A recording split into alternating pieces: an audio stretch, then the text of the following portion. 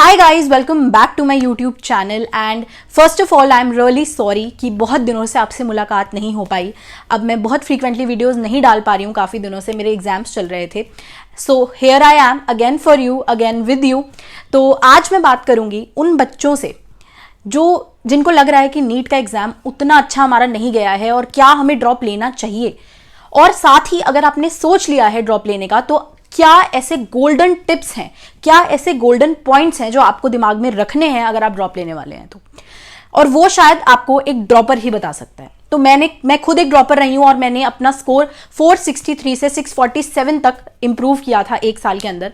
और मैंने क्या चीजें अपने दिमाग में रखी थी, तो जो बच्चे अभी कंफ्यूज हैं ड्रॉप लेने के बारे में, उनके लिए मैं कहना चाहूंगी कि अगर आपको ऐसा लगता है कि आपने पढ़ाई तो बहुत अच्छे से की थी, आपकी तैयारी भी अच्छी थी, आपके मार्क्स भी अच्छे आ रहे थे, पर जब आप पेपर देने गए तो हो सकता है आपकी तबीयत खराब हो गई या कोई और फैक्टर जिसकी वजह से आपका पेपर उतना अच्छा नहीं जा पाया, तो आपको ड्रॉप के बारे में सोचना चाहिए। या फिर अगर आपको ऐसा लगता है कि मेरी ना ये एक पर्टिकुलर गलती थी या मेरी ये कमी थी कि मैंने पेपर की प्रैक्टिस ज्यादा नहीं की, या मैंने ये वाले चैप्टर्स छोड़े हुए थे, मैंने पढ़े ही नहीं कभी, तो कैसे आप क्वेश्चन कर पाओगे, या मैंने 2 साल पढ़ाई ही नहीं करी। बट एक चीज आप दिमाग में रखना, अगर आपको ऐसा लगता है कि आप इस प्रोफेशन में या आप ये फील्ड इसलिए करना चाह रहे हो कि क्योंकि आपके ऊपर किसी तरह का प्रेशर है, एक्सटर्नली हो सकता है वो, या पीयर प्रेशर हो सकता है, या फिर आपके पेरेंट्स का है, किसी भी तरीके का प्रेशर है, तो आई वुड सजेस्ट कि you can look for options. ऐसा नहीं है कि अगर आप डॉक्टर नहीं बन पाओगे तो आप कुछ भी अच्छा कर ही नहीं सकते, ऐसा नहीं है। अगर आपने बायो ली थी, अगर आपको बायो में इंटरेस्ट है तो बहुत सारी चीजें हैं। पर अगर आप पैशनेट हो, अगर आपको लगता है मेरी ये कमियां थी, मैंने यहाँ पे गलती किया है, अगर मैं इसको सुधार लूंगा और 1 साल में और पढ़ सकता हूं, तो आपको ड्रॉप लेने के बारे में सोचना चाहिए। इस बारे में मैं एक और वीडियो भी बना दूंगी अगर आपको लगता है कि आपके कुछ और कंफ्यूजन रह गए हैं जो मैंने क्लियर नहीं किए हैं इस टॉपिक से रिलेटेड। अब मैं बात करती हूं उन गोल्डन टिप्स की जो आपको अपने दिमाग में रखनी है अगर आप इस साल ड्रॉप लेने वाले हो तो। देखो, सबसे पहली बात, अगर आप ड्रॉप लेने की सोच रहे हो तो आपको ये दिमाग में रखना पड़ेगा, आपको भले ही अभी 2 से 3 दिन लगे, अभी आपको लगे थोड़ा सा टाइम इस चीज़ में, लेकिन आप एक डायरी ले लो, एक नोटबुक ले लो, और आपको ये याद करना है, ये आपको एज अ थर्ड पर्सन देखो कि मैंने अपनी पूरी जर्नी में अभी तक जो भी मैंने पढ़ाई की, चाहे मैंने ऑनलाइन कोचिंग की, ऑफलाइन कोचिंग की, उसके अंदर कहाँ पे मैंने क्या गलती की। हो सकता है आपसे ये गलती हुई हो कि आप टेस्ट नहीं देते थे, या हो सकता है आपसे ये गलती हुई हो कि आपको बहुत ज़्यादा टेस्ट का फियर था, तो आप वहाँ पे वो स्ट्रेस को, उस डर को आप बैलेंस नहीं कर पाते थे, आप पेपर में अच्छा कर ही नहीं पाते थे, आपकी स्ट्रैटेजी गलत थी पेपर अटेम्प्ट करने की, या हो सकता है आपने पढ़ाई ढंग से नहीं करी, या आप कॉन्सेप्ट्स को नोट्स ज़्यादा रिवाइज नहीं करते थे।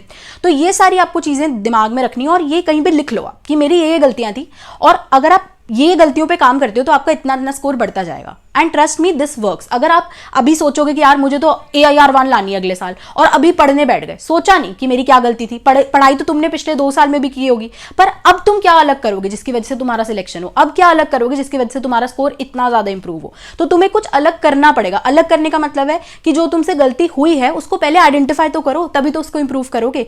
तो अभी थोड़ा टाइम लो। देखो, अभी तुमने इतना प्रेशर झेला है, अभी तुमने नीट का एग्जाम दिया है, अब तुम्हारे पास टाइम है इंट्रोस्पेक्ट करने का। खुद में सोचो कि मैंने ये गलती करी, मैंने यहाँ पे मेरे से गलती हो गई, ये मैं नहीं करती थी, वो करता था, उसका सिलेक्शन हो गया। तो तुम्हें ये बात सोचनी पड़ेगी, समझनी पड़ेगी, और ये तुम्हारे लिए कोई और नहीं कर सकता। तो this is rule number 1।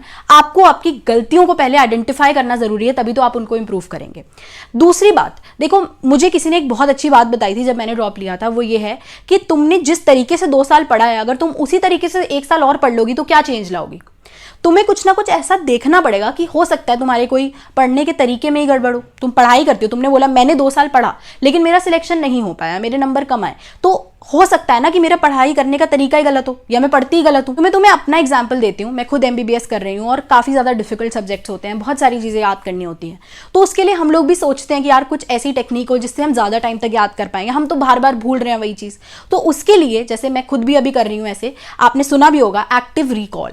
Active recall is a very very good method जिससे आप अपनी जो भी आप चीज़ पढ़ते हो उसको ज़्यादा टाइम तक आप रिटेन कर सकते हो। और उसके लिए मैं खुद यूज़ कर रही हूँ फ्लैश कार्ड्स, आप यूज़ कर सकते हो, बहुत सारे एप्लीकेशंस हैं। तो for NEET I came across this very amazing application known as Flash Prep, जहाँ पे आप नीट से रिलेटेड फिजिक्स, केमिस्ट्री, बायो के आप बहुत सारे फ्लैश कार्ड्स से पढ़ सकते हो, आप उनसे सीख सकते हो, और आप खुद के फ्लैश कार्ड भी बना सकते हो।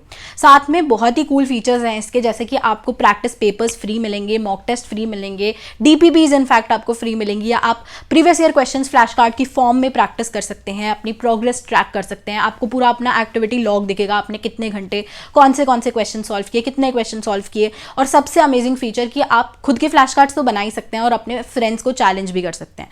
तो अगर आप ड्रॉप लेने की सोच रहे हैं तो आई अंडरस्टैंड कि बहुत डिफिकल्ट होता है सेम चीज़ फिर से दोबारा पढ़ना 1 साल के लिए। तो this is something I believe कि आपको इससे थोड़ा कॉन्फिडेंस मिलेगा। तो you can download this app, everything all these features are free of cost. तो आप डाउनलोड करके चेकआउट कर सकते हैं, लिंक आपको डिस्क्रिप्शन में मिल जाएगा। तो this is another very good way जिससे आप चीज़ों को लॉन्ग टाइम तक रिटेन कर सकते हैं। सो देखो, बहुत सारी चीज़ें होती हैं। मैं भी अपनी लाइफ में अब जैसे मैं सीख रही हूँ, बहुत ज़्यादा पढ़ाई बढ़ गई है, बहुत ज़्यादा चीज़ें याद करनी पड़ती हैं। तो आई एम ऑल्सो लर्निंग कि हाँ, ये एक तरीका हो सकता है जिससे हम ज़्यादा याद रख सकते हैं। हम दोस्तों से डिस्कस करते हैं तो ज़्यादा याद रख सकते हैं। So these are all the ways जिससे आप अपनी प्रिपरेशन में कुछ चेंज ला सकते हो और साथ में अपने मार्क्स को एक्चुअली इंप्रूव कर सकते हो। सो ये सारी बातें आपको ध्यान में रखनी पड़ेंगी।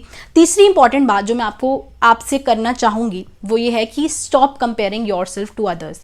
तो ये एक ऐसा फेज़ होता है कि जब ऐसा लगता है कि यार मेरे ये दोस्त तो मेरे साथ बैठा करता था और आज वो मेडिकल कॉलेज जा रहा है, उसका तो सिलेक्शन हो जाएगा, मेरा नहीं हो पाएगा। तो ट्रस्ट मी, ये फीलिंग अभी आएगी। पर अगर तुम 1 साल बहुत ज़्यादा मेहनत करते हो, जैसे कि मैंने बहुत मेहनत की थी, तो बहुत बार ऐसा होता है कि तुम्हारे जो दोस्त जिनका पहली बार में उन्हें मेडिकल कॉलेज मिला, हो सकता है अगले साल तुम्हें उनसे भी बेटर मिले।